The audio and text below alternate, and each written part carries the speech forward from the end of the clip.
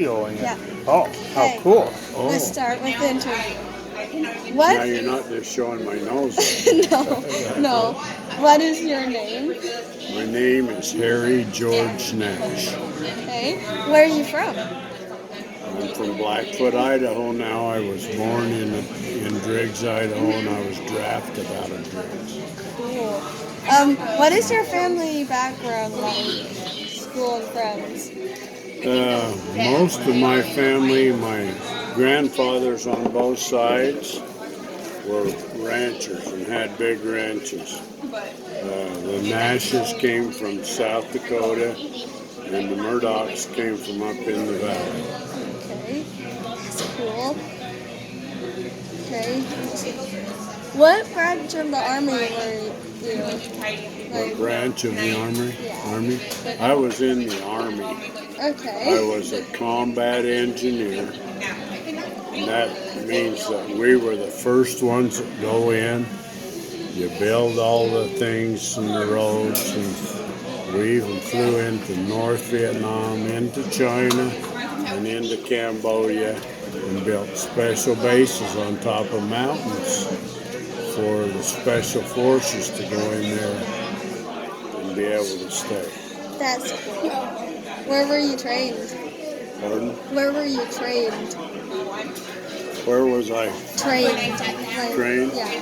I did my basic training in Seattle, Washington, and I did my Army individual tactical training in St. Louis, Missouri. Okay. How long were you into the service?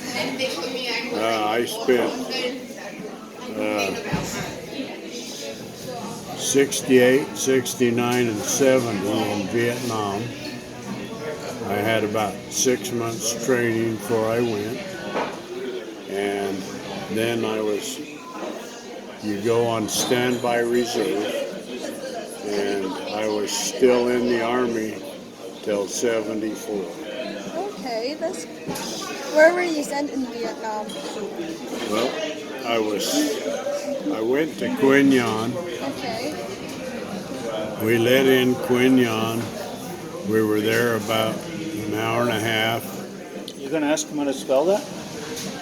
It's in here, Paul. Quignon? Yeah, it's in here. Okay. Don't worry. That's all right. They dropped mortars in there, so within the first 3 hours we were ducking shrapnel. And within 3 days they put me in a place called Pleiku. Okay. And Pleiku was where one of the places where they had that first big tet. And I was there 3 days. My third day I was right in the middle of that tet. And we fought clear through that until it went for a long time.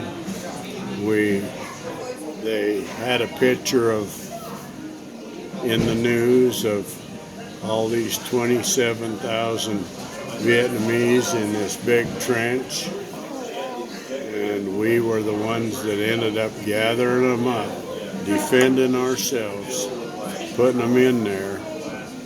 And in that particular news deal, I was on the loader up the top. I'd had to pick all those dead bodies up. Boy, that was tough. That was really tough. Oh, wow. And then from there, after that, we built Highway 1 up, which went from Pleiku to Kontum and through the jungles up to Dak To, which was in the Central Highlands. And I was just about done with my first tour, and my little brother wrote me a letter and said, "Hi, brother. I'm going to be joining you. I'm number 1 on the draft list." Oh, wow. So I went down up to my company commanders.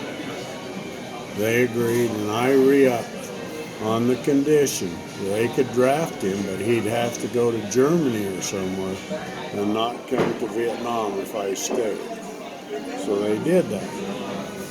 So that got me into the second year.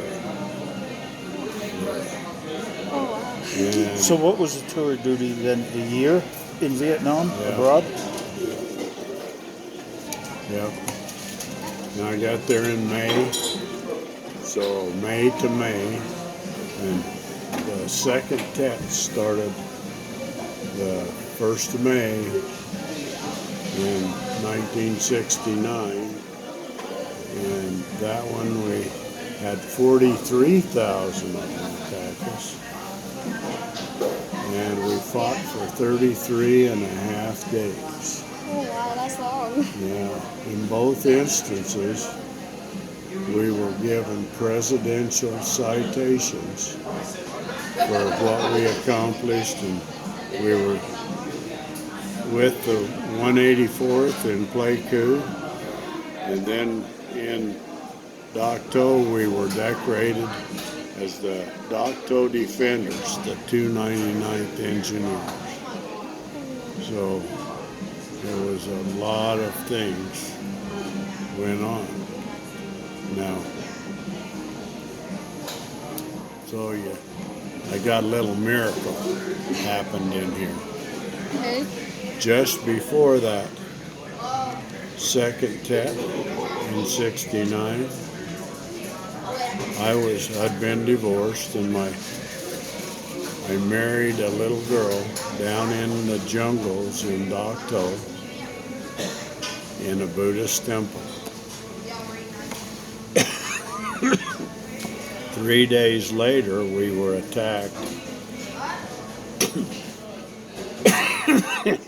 and I never ever could find her. And after that battle, there were hundreds, maybe thousands of Vietnamese that the Viet Cong and the North Vietnamese Army killed. And I figured that she was dead. May the 13th, 2016, I was sitting down here in Blackfoot, Idaho, that's 48 years later, by Key Bank. I seen a little Vietnamese lady walking up the street. And she had a turtle apron like they wear in their Buddhist temple. It brought back a lot of memories. And so when she got right up next to my pickup, this voice said, "Harry." I said, "What?" How are you guys doing? Good? Yes. Your homework? Trying to Yes. get these guys to help you? I'm Yep. just yes. Be careful. That's old people, but we don't know nothing anymore. Anyway, the voice said that was Lin Ton. That was the girl I married when she was 19 years old in Vietnam.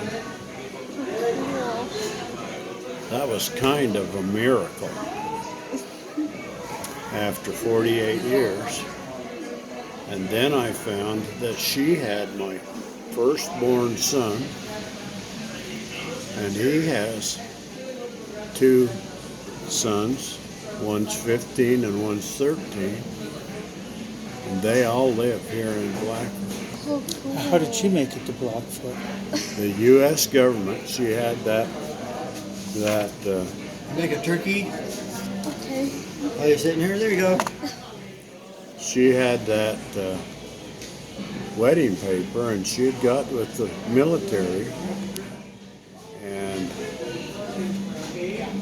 they put her in Blackfoot, Idaho, because I was living here in Blackfoot, Idaho.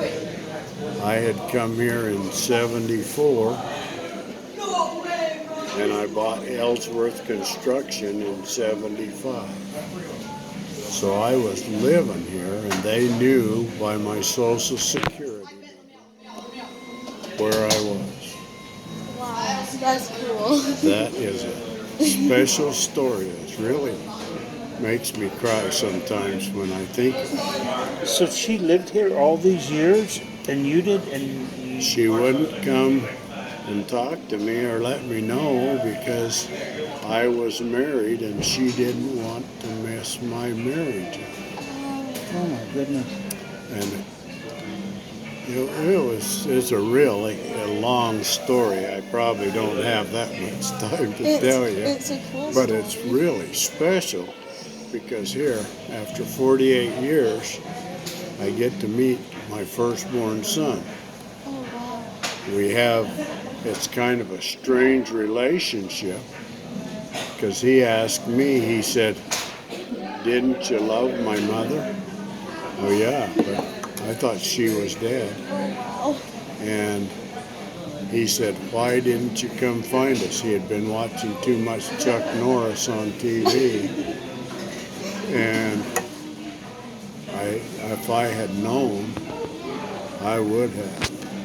Well, you kind of thought that she was dead, so that's kind of hard. Yeah. Well, it's kind of strange because in Vietnam, during I got it. during that second test, when they attacked us, every day was almost the same. Every day was almost the same for 33 and a half days. But when they busted out of the grass, the jumped all elephant grass, and attacked us, I can only speak for me because I don't. There was a whole battalion there. And I shot till I had no more bullets, and I had 768 bullets. That's a lot. That was a lot. Then they came over our concertina into our bunkers, and it was hand-to-hand combat when the day ended. And that happened pretty much for not every day the same, but every day was the same for 33 and a half days. Yeah, that was pretty intense. What other than the war part, what did you think of Vietnam? It's a beautiful country. They have red dirt, has lots of minerals in it, lots of jungle. They have the bananas and all kinds of snakes, big snakes. Oh, wow. The roads are about 35 foot wide. We had a snake that was probably about a foot in diameter crawling across that road, and his tail was on one side and his head was on the other. And our whole battalion run over that snake. Oh, wow. And it was just like running over a log Oh. because he muscles. Yeah. And none of us. I was the first truck in the convoy, and the last truck, the guy lives out here in Fort Hall, and he said that snake was still crawling across the road. Oh, no. He had orange and white stripes, about a foot all the way. Oh, It was a big snake. I wouldn't want to meet him. no. There were a lot of small snakes. We had little green grass vipers, and they had little yellow banana vipers. Oh, wow. They had grass pythons. They were brown instead of the big ones like they show it in the movie. It was beautiful. They had baboons, they had monkeys, they had tigers. Oh, wow. We had a big tiger jump over the fence and walk down through our minefield one night, and then he jumped over the fence down at the other end and never set a mine up. That's so cool. That was spectacular. Yeah. And you guys, these are cheese sticks. We better eat them while they're not before they get You cold. want a cheese stick, Jill? Sure. Yeah. What was their food like? The Vietnam's food.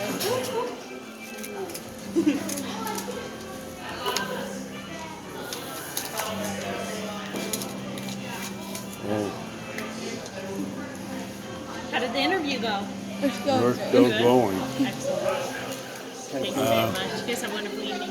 In Vietnam, they ate a lot of rice. They had rats that were as big as our cats. Oh, wow. And so they butchered those rats and ate them for the meat.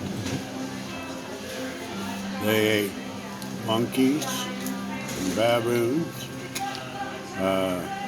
It was really pretty good food. The way they fixed it, they had a lot of greens and vegetables.